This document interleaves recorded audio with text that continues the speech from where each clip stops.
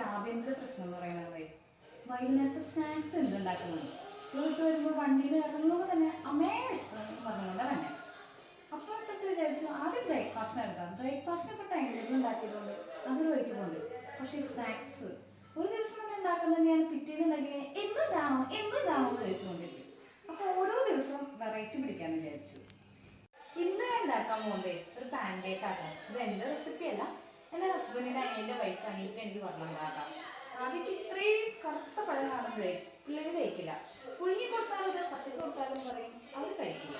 അപ്പോൾ അവരെ കൊണ്ട് തെറ്റിക്കാൻ തന്നെയാണ് ഇന്ന് എൻ്റെ പ്ലാൻ.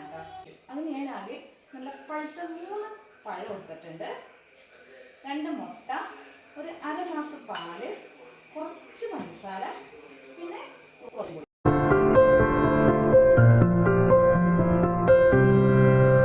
മേലെ വാനിലെ കിളികളായി ചേരാം മാരിവിൽ ചെരുവിലായി ഇനിയൊന്നായി ഒന്നായി കാണാം കനവേ.